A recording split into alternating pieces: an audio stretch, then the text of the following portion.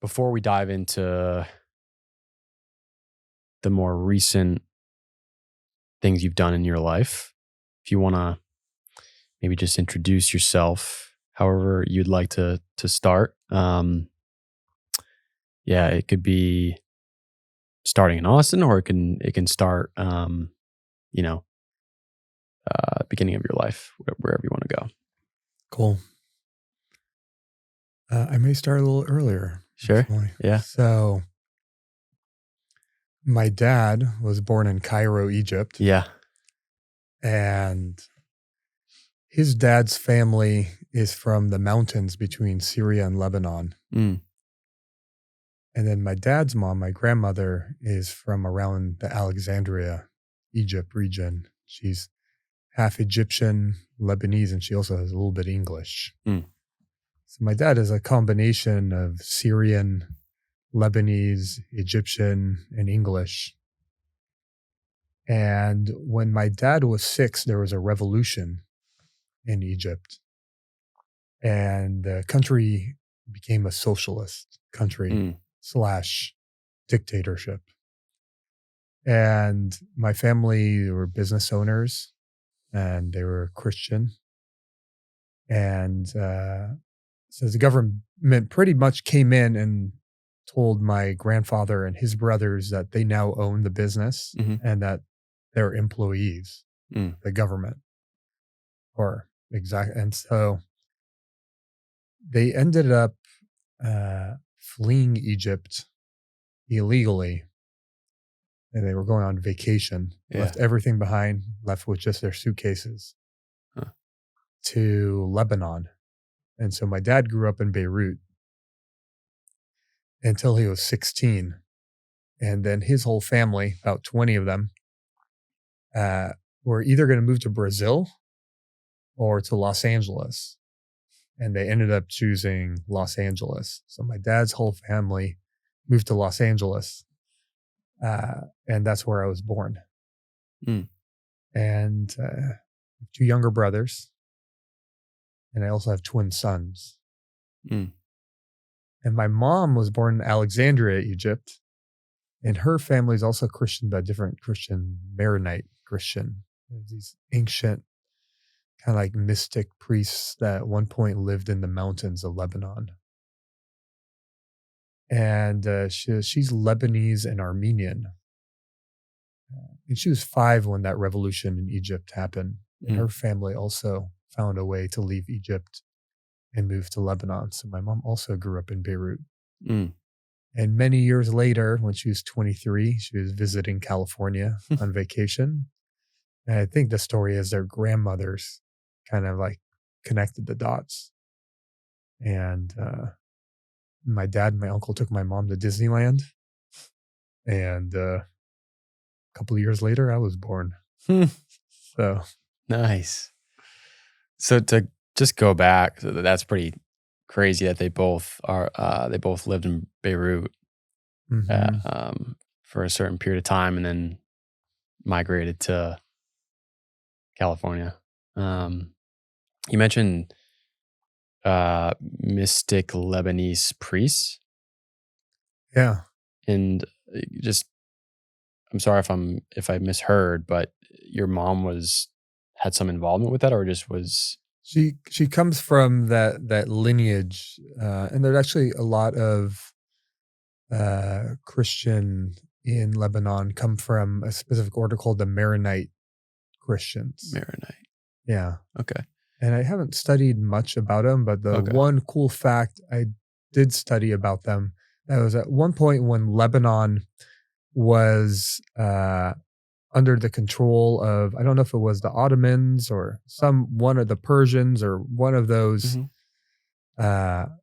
conquering empires, that the Maronite Catholic priests and probably families and all that, they went up into these mountains into an area called the Kadisha Valley.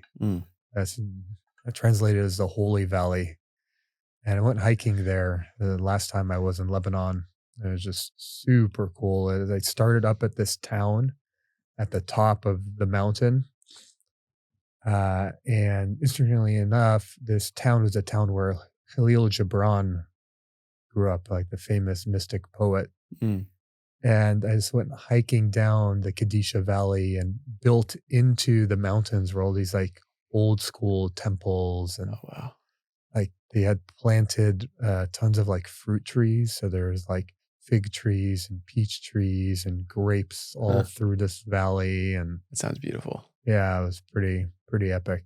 And then at some point they came back from that mountain range from the protection and like back into society, and the Mm. Maronite church kind of expanded. Mm.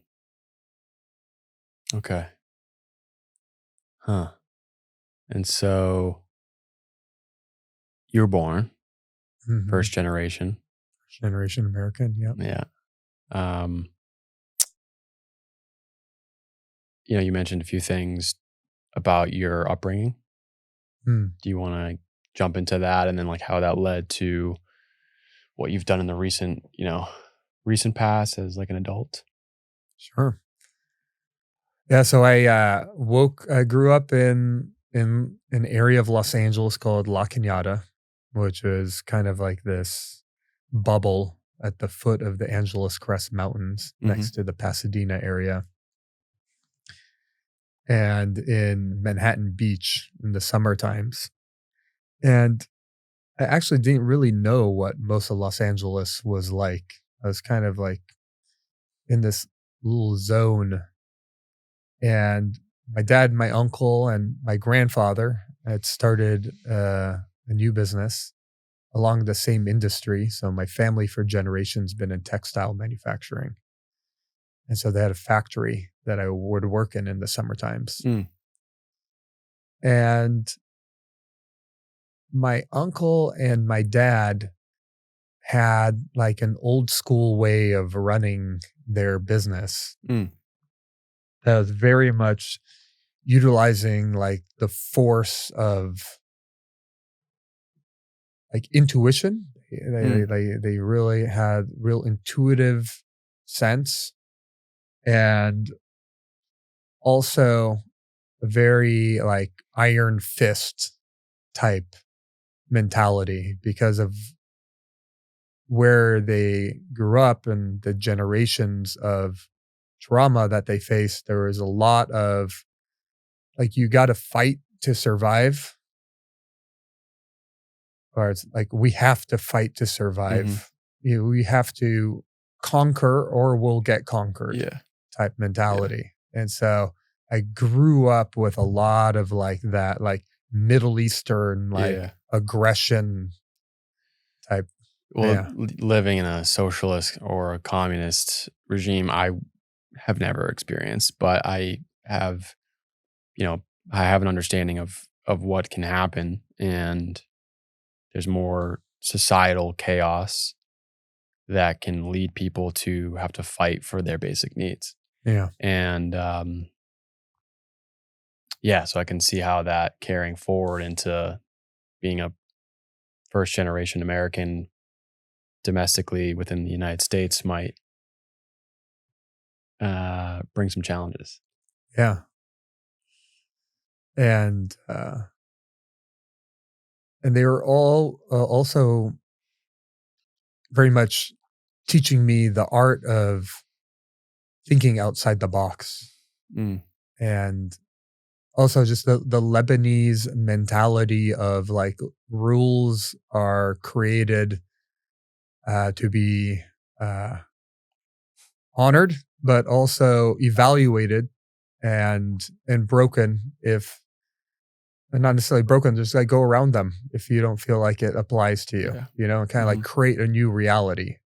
Don't be constrained by the confines of society and Mhm. culture. Mhm. And so they kind of feel very blessed in that way. And I had a lot of energy growing up. And, my parents put me in sports to express that energy. Mhm. Uh, but I was having a really hard time in school, sitting in a desk, following rules, Mm. I didn't feel like I was allowed to ask questions, especially in religion class. Mm. And so I felt like I was constantly being put into a box when I had like this innate part of me that wanted to just be completely free and Yeah. boundless. I think like a lot of us do. Mhm. And ended up getting in a good amount of trouble. And my parents sent me to military school, 7th and 8th grade. Oh, wow. Yeah. It's pretty young. Yeah. St. Catherine's Military School. Okay. How was that experience? You know, it was a combination of things. So it was very freeing, interestingly enough, because it was an all boys school. Yeah. And so the classes were taught in ways that boys learn. I was actually allowed to stand up Mm. when I wanted to, and as Mhm. long as I was like paying attention, not causing a ruckus, and staying within the it was a very clear structure Yeah. at the school. It's like and there was like structure for accelerating as well and improving and going higher in rank. And we had Mm. we had 2 recesses and a lunch and sports after school. So there's like a Nice. lot of like outlets, Yeah. right? And they had a computer lab, and this was like 1993. So it was like when computers were like first, like PCs first coming on the scenes. I got into like geeking out on computers. Mm. But I was still getting in some trouble. And, but the military school gave me structure to actually focus and start like excelling in school. So I started Mhm. getting good grades. And then I went through a phase of pretending to be a Mexican gangster in 8th grade. It's kind of hilarious. So, like dressing the part, had a name.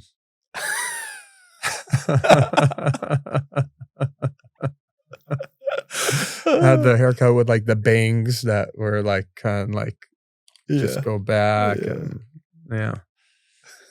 and yeah. And and then I got to high school.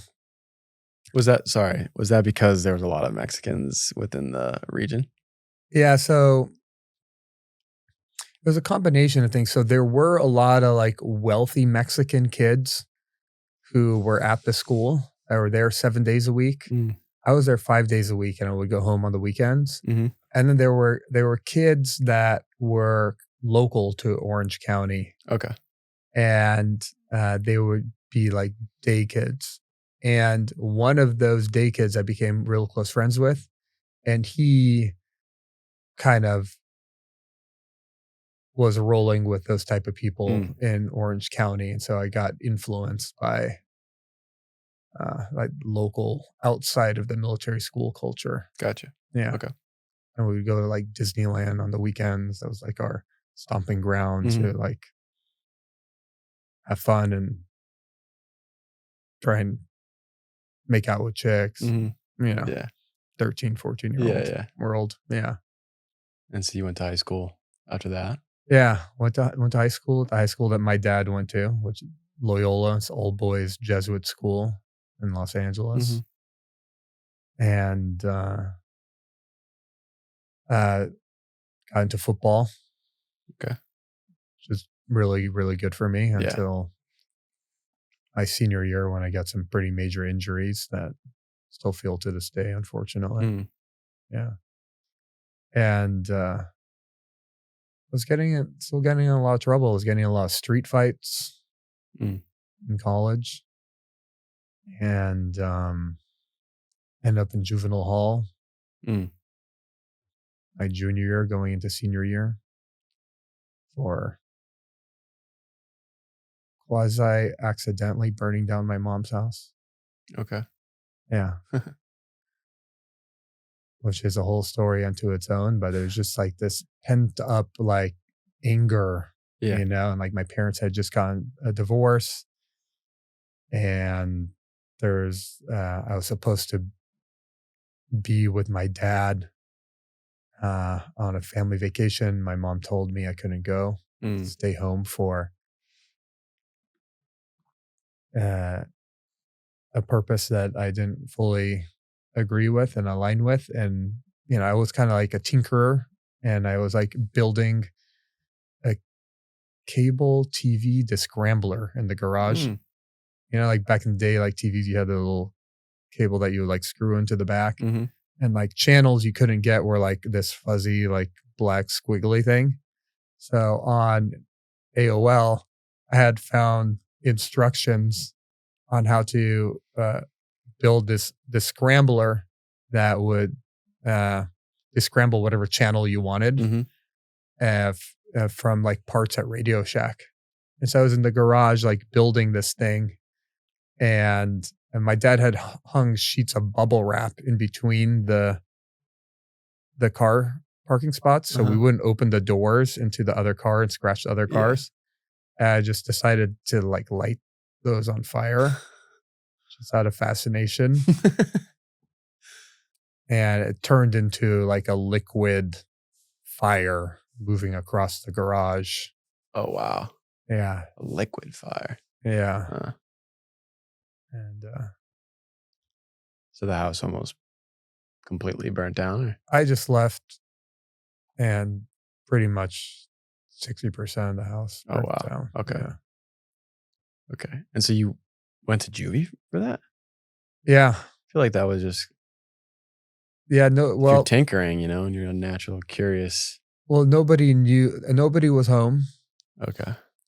My dad was overseas. My mom and I had family in town from Lebanon for my aunt's engagement. So they were all at the beach house Mhm. that day. And by the time I had gotten back, they were back. Fire engine was here. Hundreds of people were in the streets, neighbors, Mhm. the police cars, everything were there. And then as soon as I got out of the car, like my mom was like, and, and they just came and put me in the back of the police car.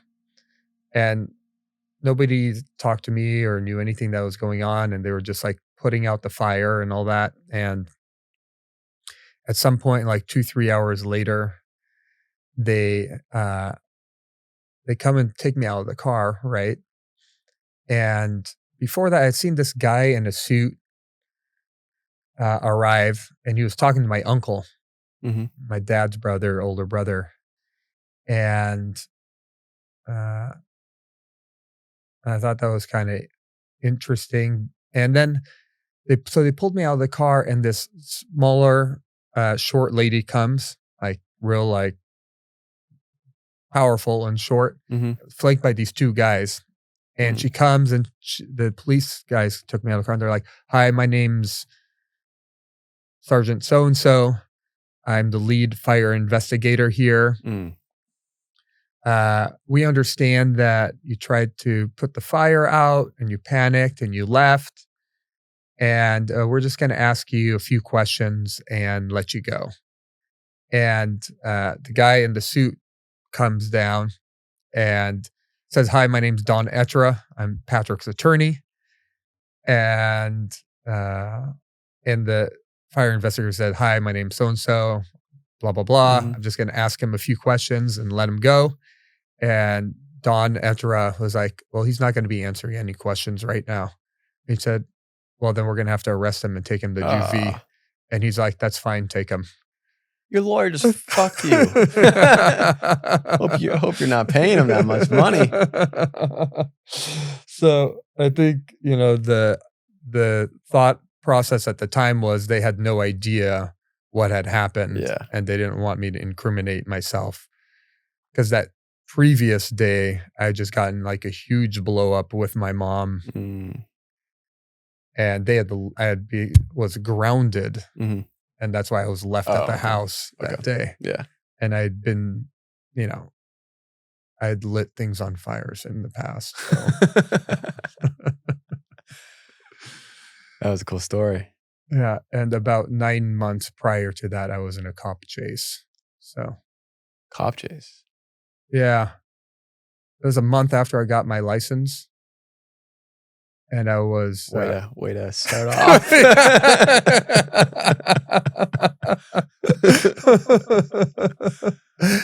and I was so deathly afraid of getting in trouble for getting a ticket. Mm.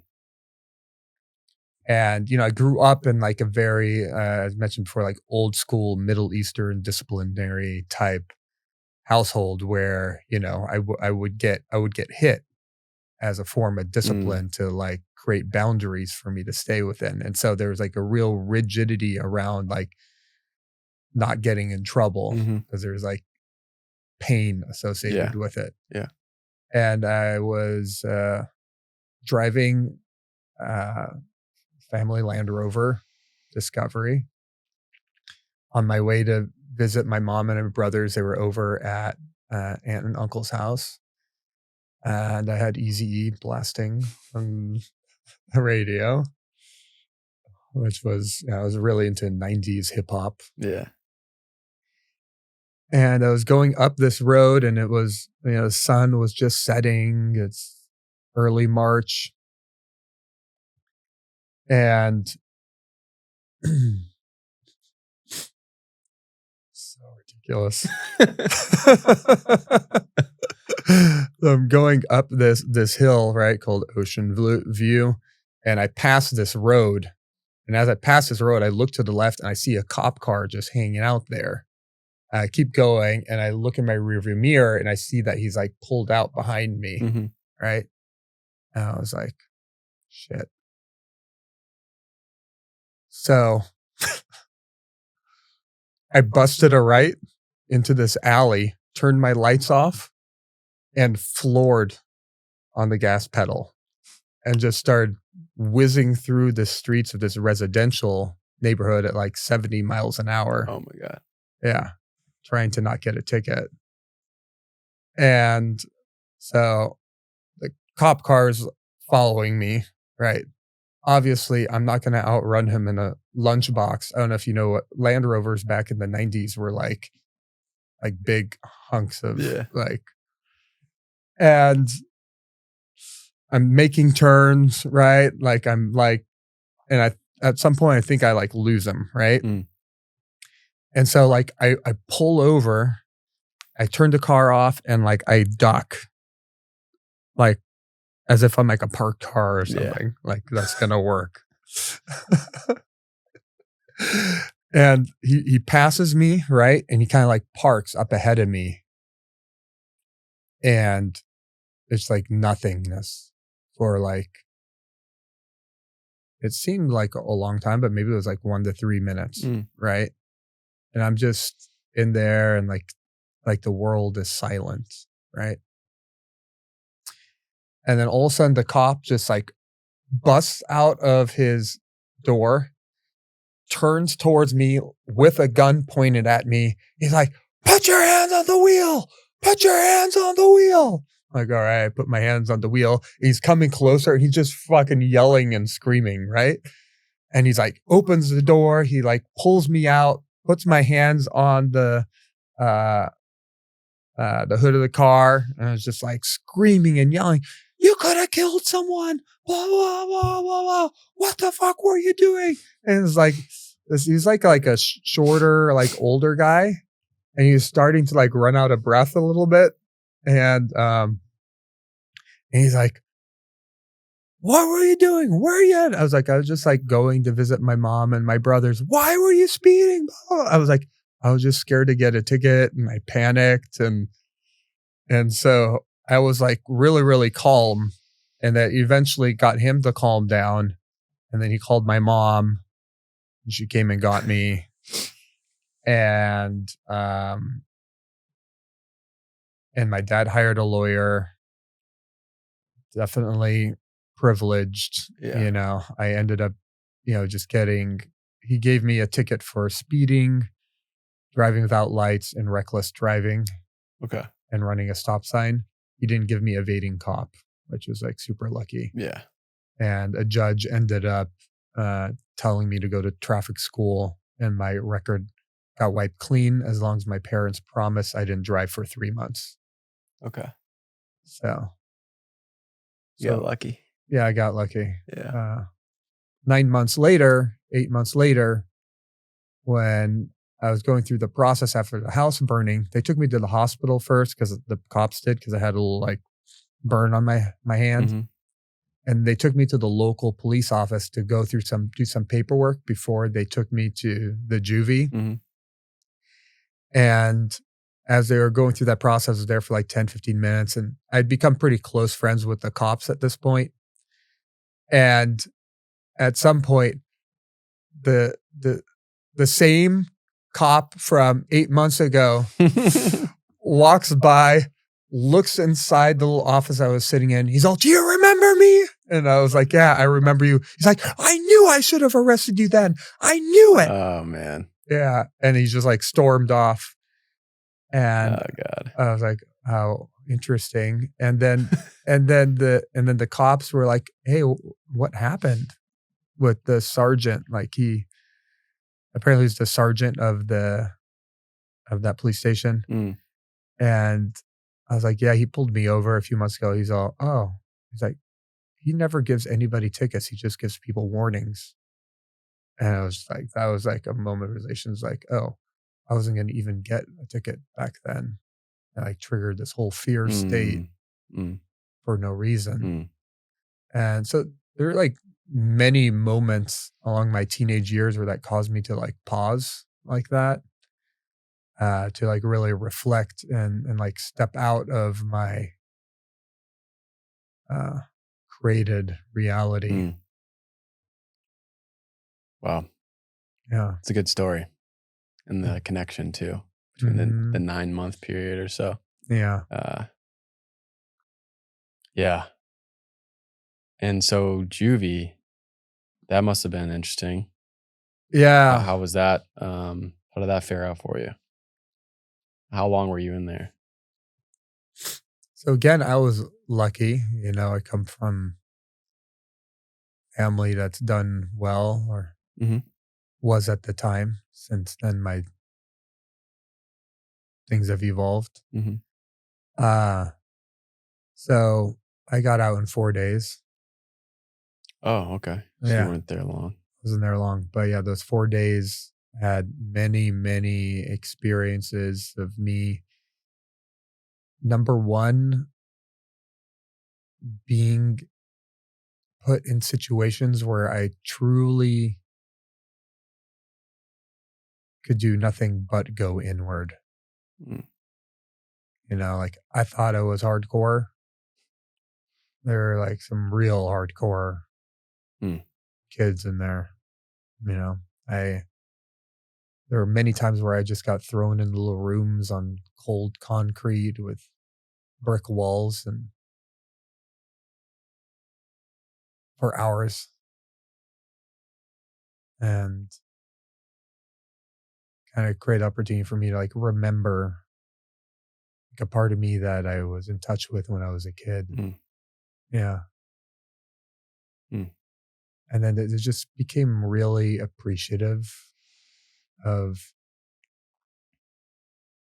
my life, my blessings, because of the stories I was hearing in Mm. there of how other people's lives are. Mhm. And I was a pretty big kid. I was playing football at the time and lifted a lot of weights. So I was like 220, 230 pounds of like pure Mm. muscle. But that was nothing compared to how hardcore some of these kids were that were purposely defying like security and getting maced and getting beat. And, uh, I saw one kid get stabbed by another kid. And so that kind of caused me to like pause, you know. Mm. And when I got out, it was, it was because my parents were able to hire a lawyer, right? And I was on house arrest for a few months and then probation for a year after that. That it, like, really caused me to at least step back a little bit and slow down. Mm, I was still getting in a lot of fights, and, it wasn't until college that I kinda, like, really hit rock bottom mm, and, had my awakening. yeah. And so what you've brought to the world nowadays, or over the course of the past few years, um, is, a collective movement that, even on your website, it says to bring peace to the Mm, world. So it's actually not surprising to me. Uh, but some people would think, oh, how did you go through all of that? And here you are now creating Unify, which is this massively huge collective meditation organization and other various services that you provide. How could you do all that when you were younger, and then get to this point? Um, but I find that it's a common thread. I actually, one of my previous guests said the same thing, that the majority of the individuals he has on his podcast is called the Health Hustle Podcast. So he speaks with a lot of people in the fitness industry and biohacking or whatever it may be. And he said the majority of them have some kind of chip on their shoulder.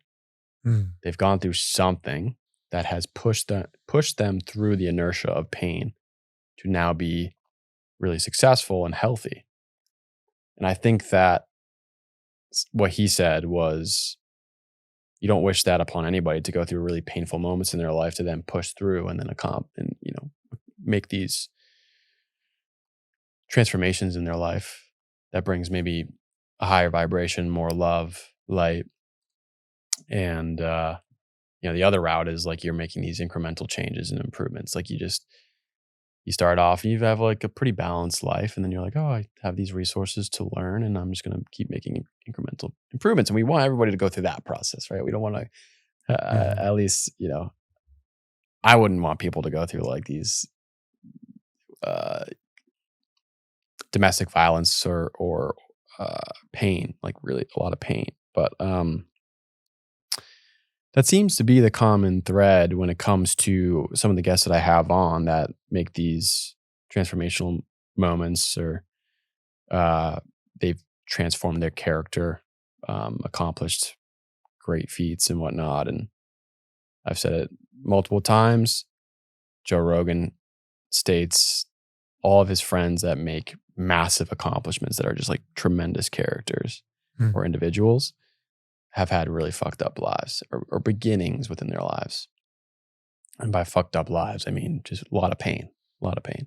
yeah. Um, so I know, a few things that you've described to me, some of the things you've accomplished over the course of the past years.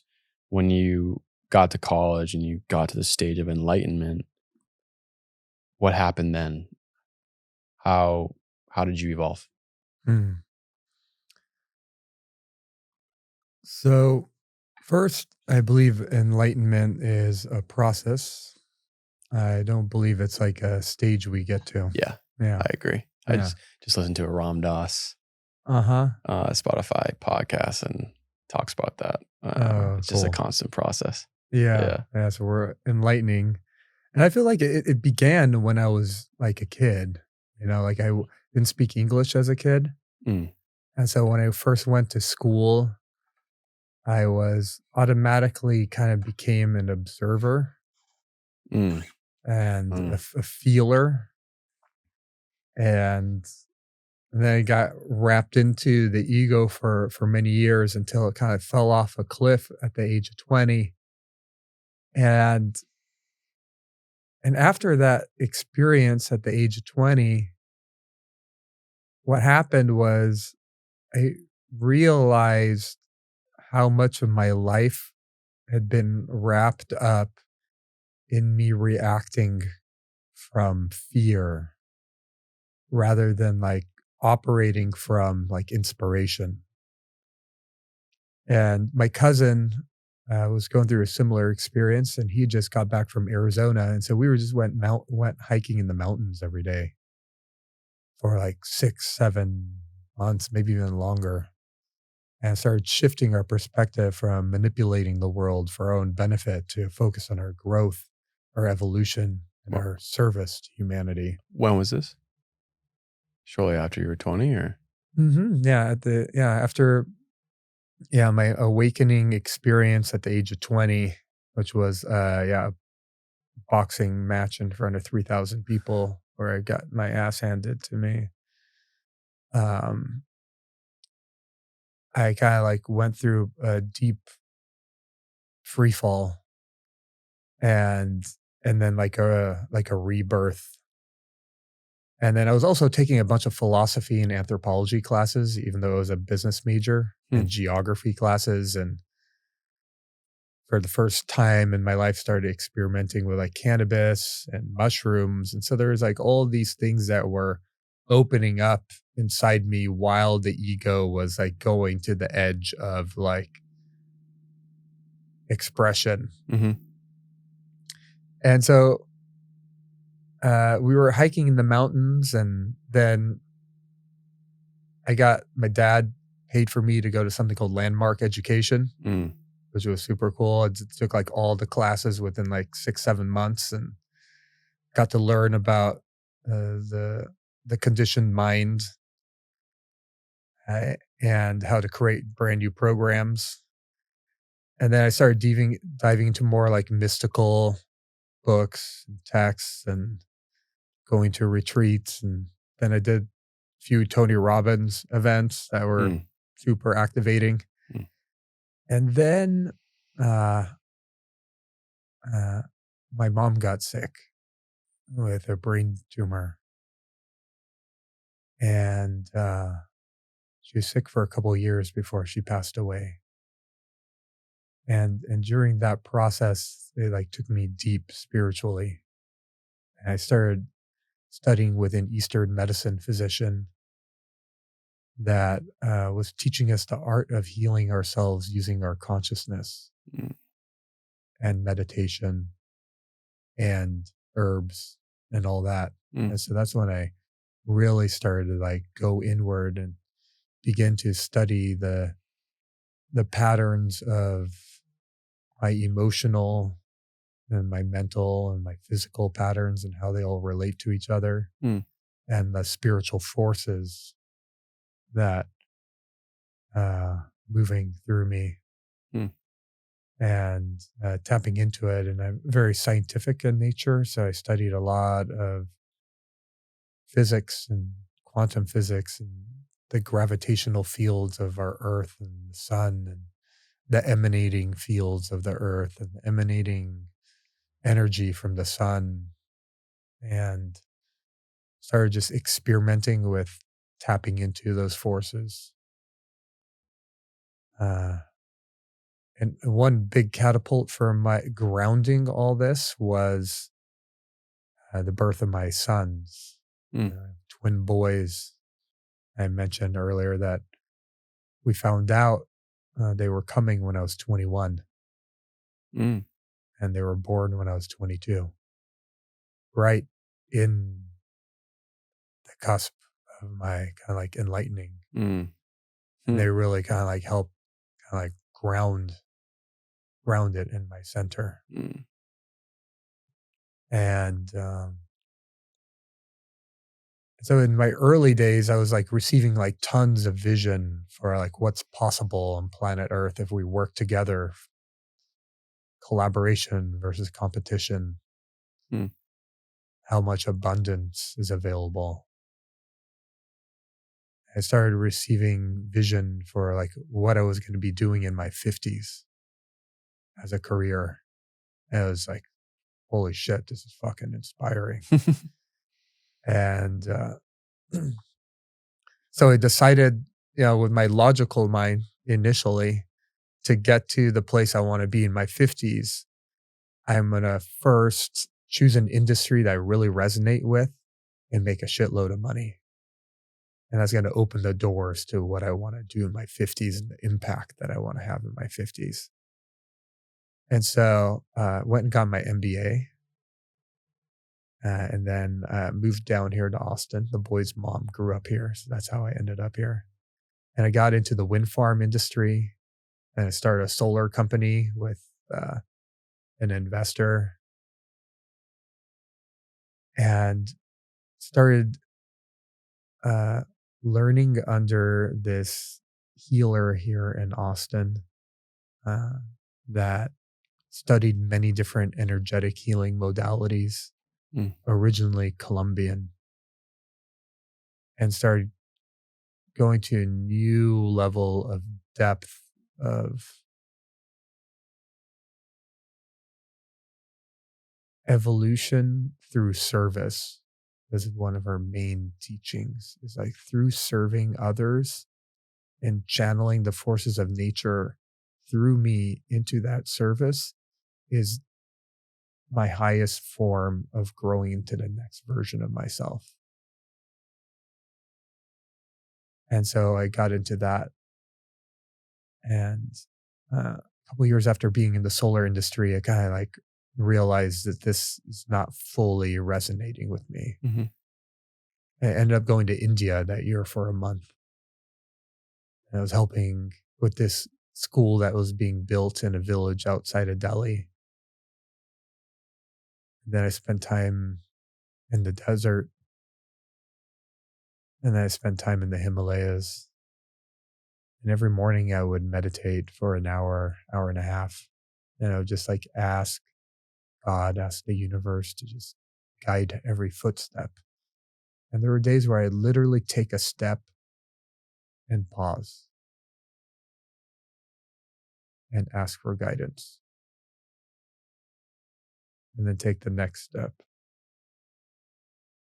And it led me to so many incredible conversations, synchronicities, Mm. adventures, that in that trip I developed a trust in following that guidance. Mm.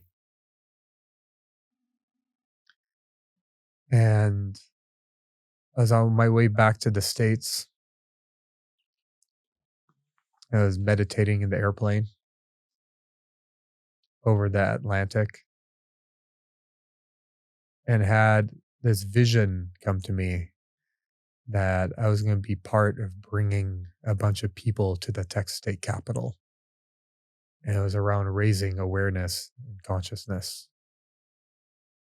And got home to Austin, and I was talking to friends about different realizations I had while I was in India. One of my friends, Joshua, said that he had just received a vision a few days prior in his Kundalini yoga teacher training that he was leading, to go into the Capitol dome and create a circle inside the dome, an Om inside the dome. And then, like a week later, we were taking a yoga class, and our mutual friend, Ben, was talking to us. Said, I guess I was meditating the other day and had this idea of doing a flash mob meditation at the Capitol. So 2 separate friends. Yeah. Holy shit. So kind of like triangulated. Yeah. And a month later, they put together a Facebook event. This is January of 2011. Mm. This is before Instagram. This is before Facebook even had videos. Just like photos, Mhm. events, groups. And a couple days later, showed up. It was a Sunday. The weather was nice. I had Bocelli on my headphones. And I walked onto the Capitol grounds. And it was just like 70 of our closest friends, like spread throughout the front lawn of the Capitol for an hour silent meditation. Joshua was like meditating on top of this cannon. Friend Ben was up in a tree. Like it was, it was pretty awesome. Yeah. And it was like really, it was like it brought a new flavor of meditation. It was like we were coming out of our caves and like bringing our light into the public Mm. sphere. And because it was a Sunday, there were like families visiting the Capitol. And so it was like witnessing them pause and kids ask their parents. And I was like, well, something beautiful is happening here. Mm.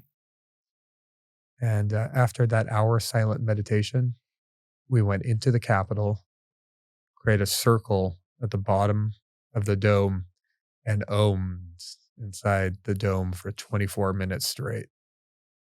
And the resonance was just like powerful. Yeah. I've been going to the Capitol for legislative meetings and committee hearings on renewable energy the entire previous year. So Mhm. I knew all the things that felt the impact. And the columns of the Capitol are made of like 100% solid iron, Mm.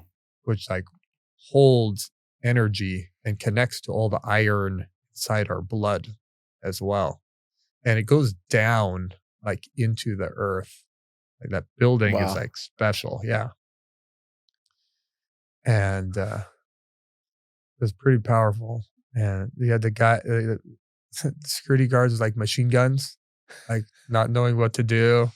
You had like all the tourists like on all three levels looking down and like experiencing what we were sharing. The tour guide guy was still like giving the tour, like went into the middle of the circle and like talking about Texas history while we're filming. Yeah. And so it was so special. We're like, let's do this again.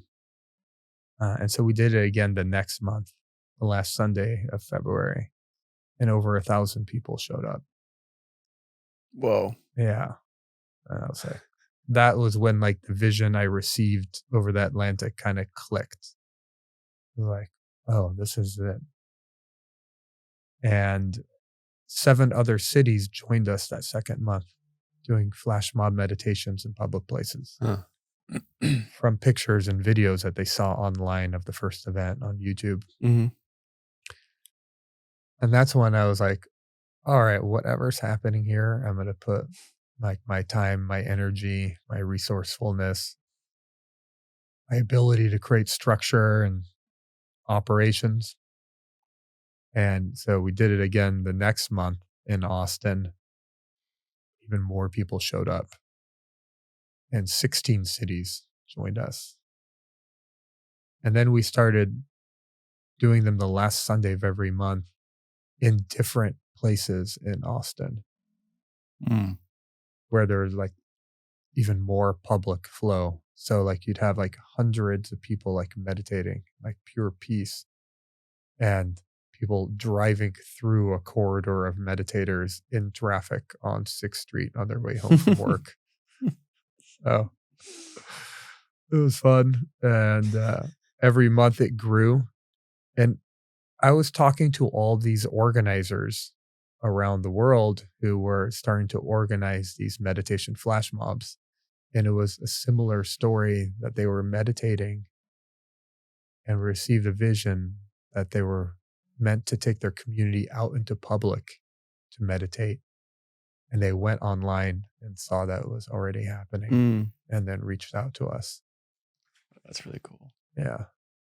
And so this is before Unify even existed. This was something called MedMob, short for Meditation Flash Mob. Mm. And it grew from 1 city to 250 cities in 8 months. Wow. Yeah. That's quick. Mm-hmm.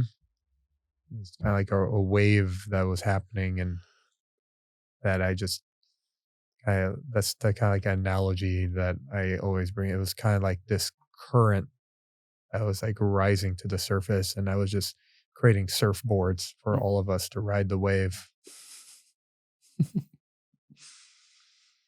And that's when I met my co-founder of Unify.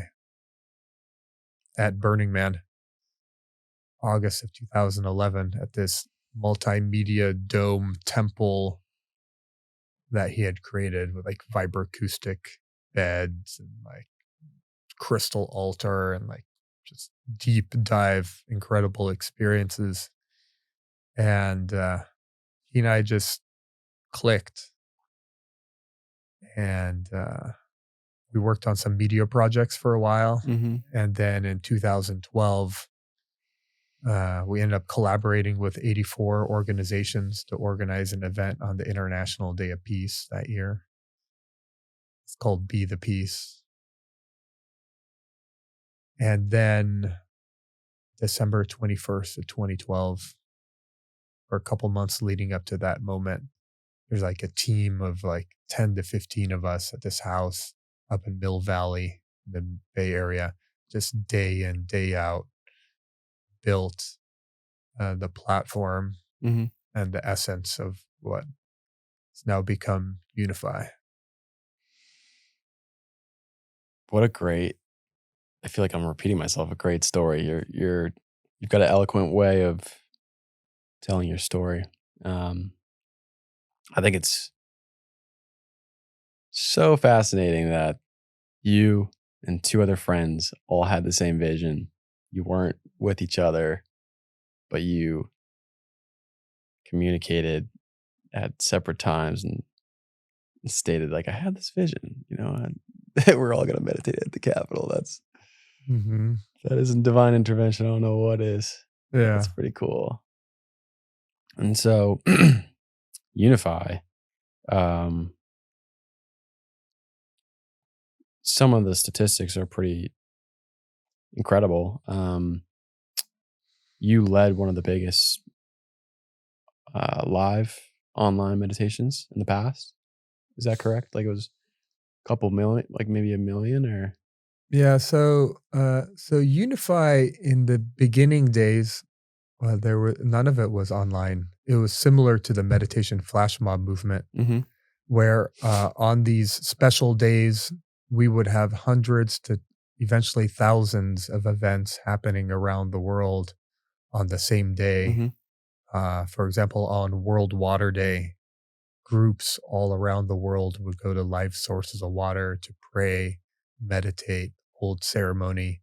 Unify evolved beyond meditation to whatever form of spiritual practice was true to that community, just in honor of what the theme was. And that first year for World Water Day, it was about our love for water. Mm. Mm. And I saw you had there's a few different services that you guys or that you've coordinated, and I was taking a look here. So, Elevate the Vote, Standing Rock, World Water Day, and Global Drum Circle. Yeah. So, yeah, basically every quarter we would organize these global events where events would be happening in hundreds or thousands of locations around the world, and we would do a hub event wherever we felt called to create one. Mm.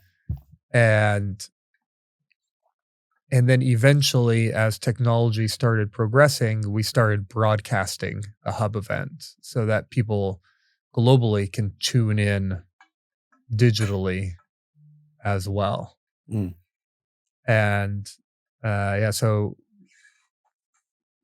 there are times when we were able to statistically track how many people were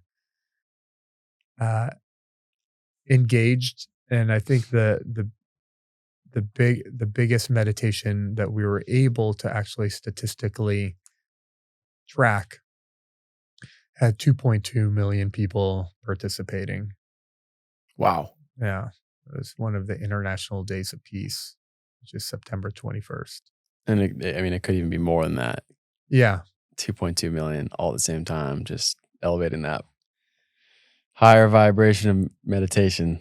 Yep. The impact of that is, I think, beyond words. I don't think even myself or the average person can really grasp like what that does for humanity. And so, one, I'm grateful, just sending thanks for what you're doing. Mm. Um, and so, yeah, I saw one of your events, the Global You had some pretty big guests on that, and Uh-huh. ranging from Tony and Sage Robbins, Tulsi Gabbard, um, Russell Brand, Mhm. Shaun White, and a few others. Um, how long ago was that? The Yeah. Global? You do that Yes. every year? Yeah, so basically, once COVID hit, the in-person event situation Mhm. shifted. Yeah. So we started organizing kinda like online summits of global synchronized meditations and teachings. And so, yeah, those bigger kinda like online ones happened in 2020 during Mm, COVID. Uh, mm. yeah, 2020 and 2021. And then at some point, algorithms changed on Facebook and it no longer made sense. Like we would put all this effort into creating this global synchronized moment. And then like instead of many thousands people showing up, it was like a few hundred. Really? Yeah. So they changed the algorithms and Yeah. At some point the algorithm changed and our Facebook lives on our page stopped getting traction. really? Yeah. Does your Facebook page still have a big impact right now or? No, I mean, we have 2.3 million followers Yeah, and our team is like putting, you know, content out on a sure. regular. And I think we, get like anywhere from like 10 to 30 million impressions a month. Yeah. But, we used to get hundreds of Oh, okay. millions of impressions a month. Huh. Yeah. Yeah, that's interesting that they changed the algorithm and it only like a couple hundred people showed up. Yeah. That's unfortunate, but um As good, evolve with the times. yeah, What, th- what that, what that, what that inspired me to do was to let go of doing things online and get back to the essence of where it all began, which is like the connection that we experience when we're in person at these meditations. mm, So, like the next evolution or this new evolution of hosting meditation experiences is like way deeper. mm, So I also stepped out from the shadows where before I was the logistical master putting together these global campaigns to bring people together. mhm, And even the local events, I would bring together meditation leaders, musicians. yeah, And now in this new incarnation, I've been am being inspired and led to actually be on the microphone hosting the experience. mm. So now I actually host the Oh, meditations for wow. the first time. Yeah. And I have musicians and singers as well create it with me. Okay. And the entire collective gets involved as well. This next meditation I'm hosting at the eclipse in April Mm, will have about 3,000 people seated in a geometrical grid facing a center altar. And there will be about 24 of us on the microphone. oh, wow. Yeah. Huh. So you're clearly still an active participant with this company or Yeah. organization. Yeah. Yeah. It became a 501c3 nonprofit. Okay. Yeah. Yeah. Nice. We have an executive director, Tammy, who runs it now. She's incredible. Yeah. Most of us co-founders are kind of like step back and are involved, but Mm, not like actively involved. yeah. So I know you do a few other things. You host, or you've, I don't know if you said you co-founded or you helped one of your friends um, create a website and organization. I've got it here too. Global Sisterhood. Yeah, so back in 2015, I was dating this woman Mhm. who's now a really close friend of mine, and, her passion was in healing, uh, the wounds of the feminine, Mm. and she, at the time, been working one-on-one with women and also did little workshops for women coming out of rehab. Oh, cool. Yeah, and she's, like, a really, really deep passion for the healing of trauma that exists inside, uh, the rising essence of the feminine on the planet. Mm. And it was International Day of Peace, 2015. It just hosted a meditation, and we were at the after party, and she had been asked to lead a women's circle there. It Just was, randomly, uh, or was it planned? it was a planned Okay. women's circle, Yeah. and she led it outside of the venue, and I was kinda, like, looking through the window just to check in on it, and, like, I experienced, like, something I had never experienced Mm. at that moment of, like, women coming together in, like, a really sacred sisterhood way, Mm. and I was talking to my friend, and I was like, "Wow, it would be so cool if this was, like, happening all over the world at the same time, it would be potent." And he's like, "Well, there's an International Women's Day in March. You should do something." Mm. And I was like, "Oh." At first, I was really, really busy at that time in my life. I'm Mhm. like, "I don't know if I have bandwidth to Mhm. do that." But I talked to Lauren, and one conversation led to another conversation, led to an executive summary. You know?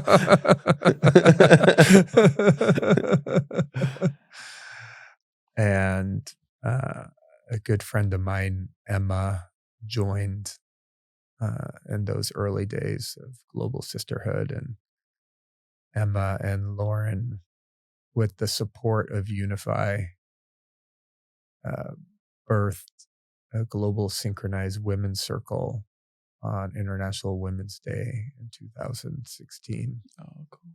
Yeah, that first year, there were 642 women's circles. 642. Yeah, and then they started doing them every month, every new moon, Mm. and every new moon, it would build with more and more women's circles, more and more women's circles, and every month, they would create a new theme that all the women were going through and transforming through Oh, wow. together. Yeah. And then the next International Women's Day, there's over 1,000 women's circles all connecting at the same time, and they would meet every month. Mm. And so for years, Global Sisterhood grew. And for the first 2, 3 years, I was involved operationally, like in service. Mhm. And it was a really great practice for me to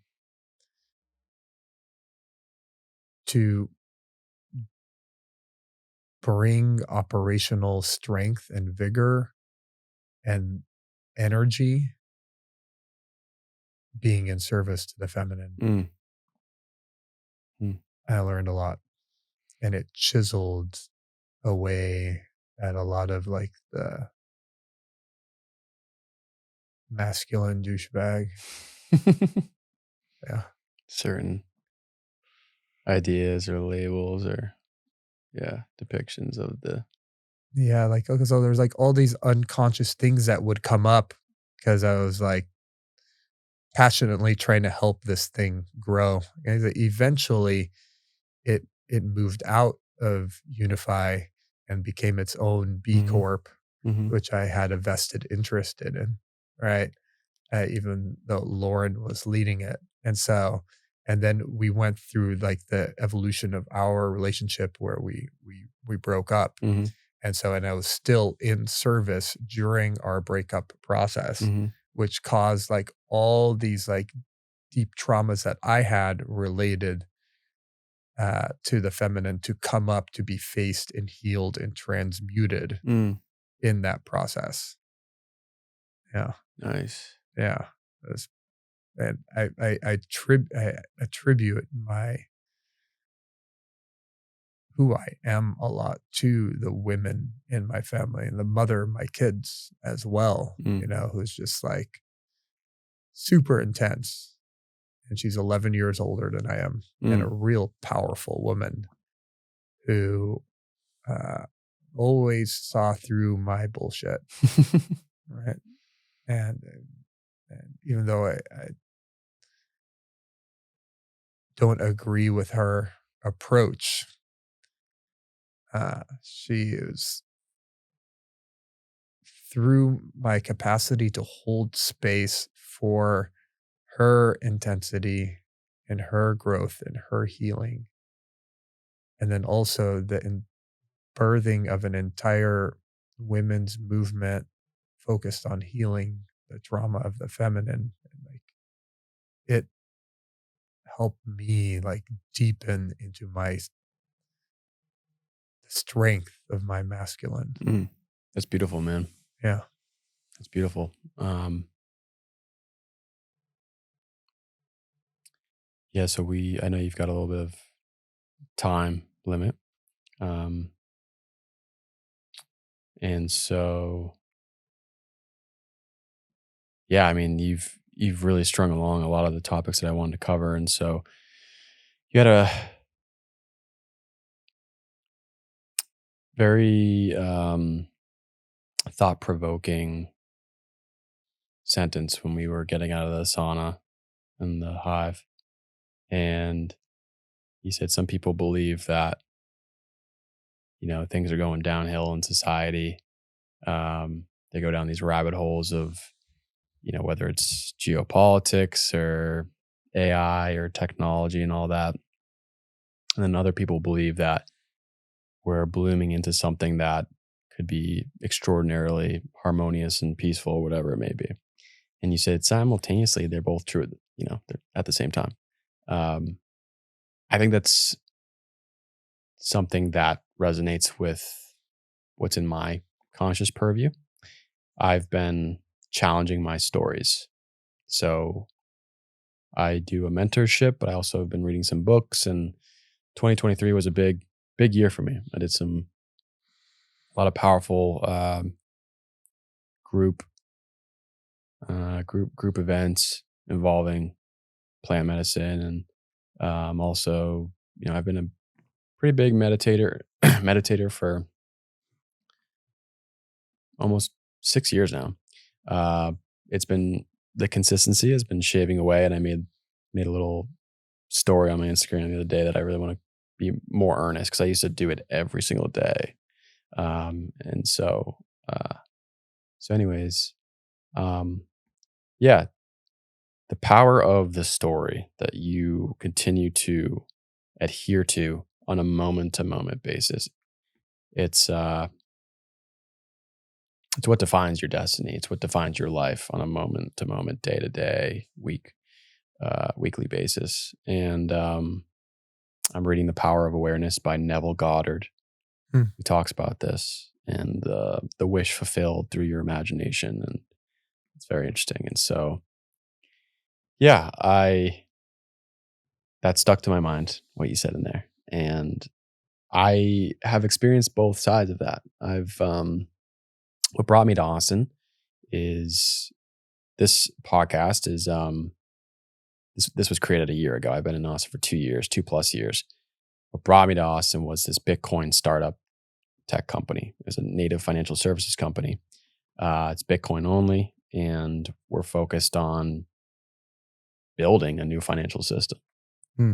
Bitcoin, the network, provides the opportunity for individuals, humanity, to utilize a way of a monetary system that has rules instead of rulers. And so that's what brought me here. And Bitcoin was at the same time this explosion of an epiphany for me to just be so fascinated with the technology. And then it just opened my mind to many different things. But then I started to go down that like negative rabbit hole of doomsday. What's going to happen? Like our government's super corrupt and all this stuff. And, you know, now, like I said, I did 2023 was a big year of healing certain things and focusing on my health and my perspective and getting closer to God.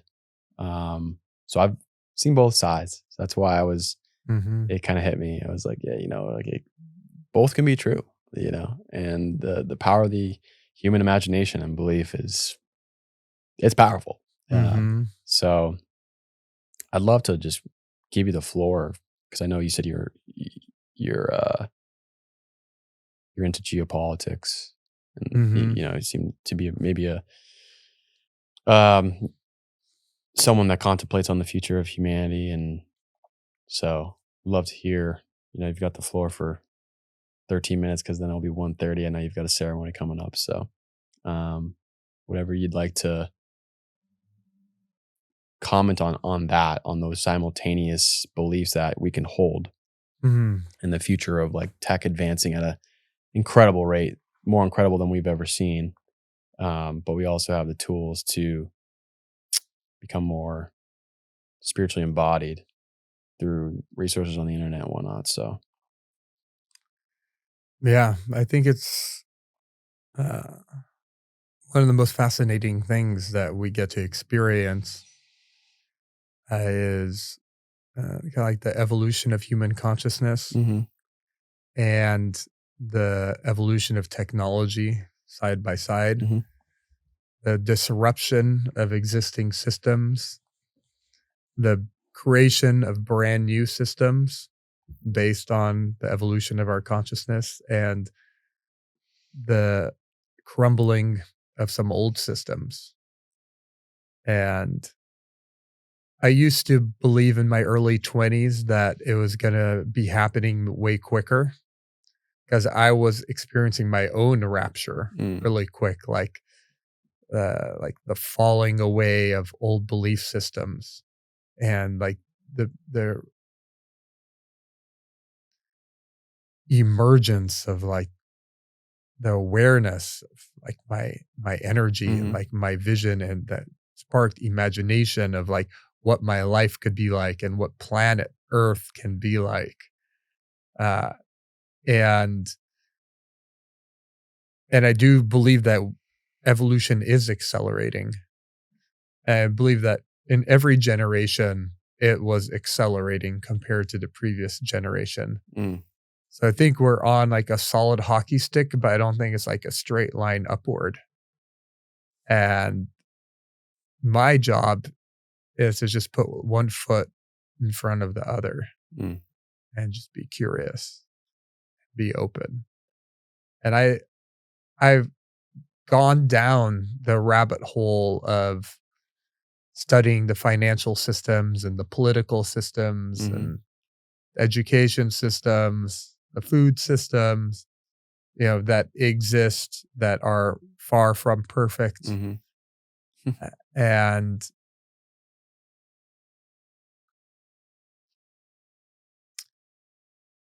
I've witnessed them slowly begin to evolve, slowly begin to illuminate from the inside out. And I've also seen and witnessed way more people awaken to the inner path over the last 22 years since I've been on it. And so like I have a hope for humanity. There's like a rising tide of consciousness. mm, And I think this rising tide, in my imagination, in my hope, is going to inform how AI operates on Earth. mm, It's going to inform how robotics and all technology and systems of governance and financial systems are going to operate. Mm. And there are always, well, maybe not always, but probably for the rest of my life, still be like a decent amount of human beings that are clinging on to the old ways of Yeah. resistance, and they're slowly going to get cleansed because I've seen it on microcosms of creation and businesses and events and Right. groups that I've been a part of that are like extremely just like aligned and high vibe, and the magic that's happened and the things that we create that are like life giving. Uh, and so I know and see that it's possible, and just doing my part to take care of myself, Mm-hmm. take care of the people in my life, Mm. and then take care of the world, Mm. you know. Yeah. Can't change the world until you change yourself. Yeah. And it's like everything's changing regardless. Like I learned recently that it takes a lot of effort to change. So what I was talking about before, it's like I might as well just put out my surfboard, ride the wave, and allow the universe to move through me, and change will occur rather than using effort to change. Mm. Yeah. So you learned a lesson that it takes a lot of effort, you know, but then you just said rather than using effort, you're just riding the wave. Yeah, exactly. It's kind of like a combination. It's like that ever-ending, uh, experiment of finding the balance between structure and flow. Like, how much are we naturally, following the flow Mm. of what's happening and accepting, and how much are we laying down structures and geometry to channel that flow into, like, something that builds into actual Yeah. physical manifestation. Yeah. It's like order and chaos, yin and yang. Yep. Yeah. Masculine, feminine. Yeah. Huh. Yeah. And so when we were in the sauna, Mhm. some of the people in there were speaking to the escalation of regional war. Mm. So war is occurring, and there's the idea, the phrase that's been used, forever wars. I mean, since we've been around, I'm 30.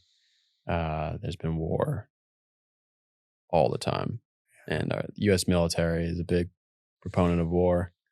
Um, and yeah, there was a gentleman in there that was referring to his friends from Israel, being in a state of chaos right now, and he claimed that it could become regional with um, other various countries surrounding. Um, yeah, I mean, what you're doing, like I was saying previously in the podcast conversation, is really important because when you've Mm. got millions of people meditating in peace at the same time, that truly does reverberate outwards. Like you said, the military guards with their rifles, or the people in the Capitol, or the children walking by, they pause and they, like, even just being with you today, I can feel a great sense of calm. And for Mm. the most part, I mean, I think I'm an intuitive individual. I can read people's energies pretty well. Mm. I think that's what gifts me, or that's my gift with this podcast, is I can read that person pretty well. And so the art of meditation is so important, especially when we've got not even just foreign affairs, but I would say now more than ever, the United States domestically in its history of being. I mean, this might be subjective, but I think that there's a little bit more division, and at least in my lifetime, it seems to be more divisive. So bringing together massive amounts of people to meditate has such a huge compounding effect to bring peace to the Yeah. world, you know? And I thought that was pretty fitting to have those people say that. We were only in the sauna for like 15 minutes, Mhm. but um, I think it's super important. And we need, you know, according to my last guest, Stephen Young, Mm. he said that uh, there's an actual mathematical calculation of the amount of human beings who raise their vibration to a certain level. Because there's like a David Hawkins. I don't know if you know who David Hawkins Mhm. is, and his triangle, like upside down triangular graph of showing the various vibrations of consciousness from shame to bliss. And he said that once you get a certain number of people, human beings, to vibrate that state of consciousness, it then outwardly uh, just passes on. Mhm. So he just I thought it was so cool. He like scientifically, mathematically presented this like calculation. Like you only need 160,000 human beings to be at this level of vibration, and then we're all good. I was like, whoa. And so, Mhm. um, yeah, we've got to. I say this to myself, speaking to myself. Like I've had it good. I've had my painful moments in my life, but I haven't been immersed into war and watched people die in front of my face. Um, so And I've had friends or at least an acquaintance of mine that's been very focused on the war. And he even said, like, my nervous system is just, you can't take this anymore. And Mhm. he's not even there. So Yeah. I do, I do have moments where I think about like what is going on across the globe. And as a child, you just don't really think about it like, oh, this war in Iraq or Iran. Mhm. And it was just something that was happening. And now as an adult, I just yeah, the physical violence that's going on is pretty tremendous. And yeah, anyways, Yeah, it's gut-wrenching. yeah, Yeah. And I've obviously, because my family's from that region, I've been to I was Lebanon. gonna say, yeah, that's pretty Yeah, close. Lebanon like 15 times. I've been in Israel Mm, a couple times, been in the West Bank, spent time hmm. in Jordan and in Egypt. And so like I see faces, of people when I feel into what's going on there. Um, it's deep. Yeah, It's a deep, deep ancestral trauma, being expressed there, yeah, and it's on. I feel it's on the right path though in the long run. okay, Yeah, I mean, I've been studying and watching the Middle East for a long time, and that's where I want to be in my 50s is helping bridge, negotiate, mediate in the Middle East mm. between the Middle East and the Western world. Like I have like a passion for that. Oh wow, So I follow it pretty closely. And we're having an inflammatory moment right now mm. that again it's yeah, I feel like throwing up, Yeah, you know. yeah, Um, but it just from but it's heading in a good direction. right. Yeah, In the long term, it's yeah, heading in a good direction. There's like more cohesiveness and common vision and agreements and things coming together that yeah. are gonna like, and there's less killing, you know.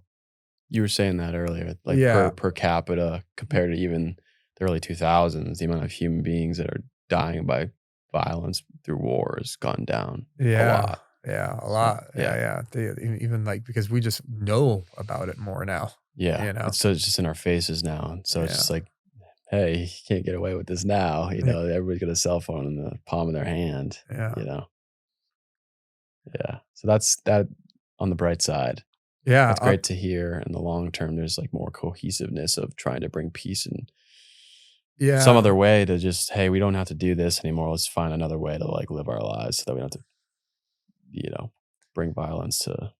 yeah, it's kinda like when, we have, like, our own internal traumas and battles inside ourselves, Hmm. like, sometimes, like, it erupts to get expressed, Yeah.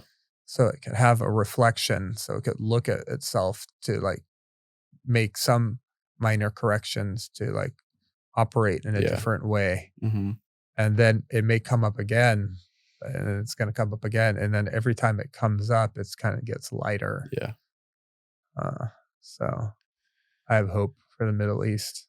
I mean, that's in my lifetime, that's my mission is that there's peace there. Yeah. Yeah. Well, I pray for your mission Thank you. to be successful. Um, we're at 132 here. So, Excellent. um, I can link anything. I'll link Unify in the show notes. Great. Um, and then maybe anything else, any other links you wish to share, I can do that as well. But if you have any concluding message you'd like to portray, feel free to do so. Mm. To anybody that's listening, to the world. Uh, this is my prayer for like the softening of our hearts,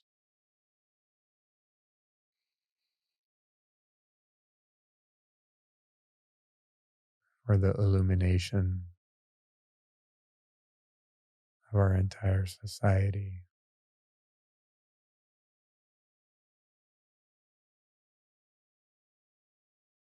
Pray that we take good care of each other.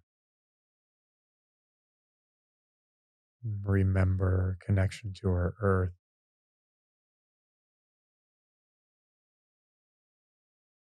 And we remember to be held by our mother.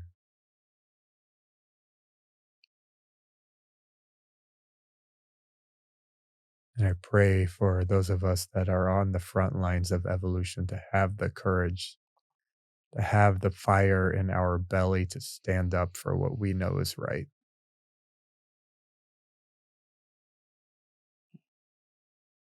And have a damn good time along the way because it's all about play and fun as well. Beautiful. Appreciate your time. Appreciate your message, Yeah, your stories. Thank you very much. And yeah, I think we'll conclude with that. cool. Appreciate it, man. Yeah, of course. All right. Boom. Boom.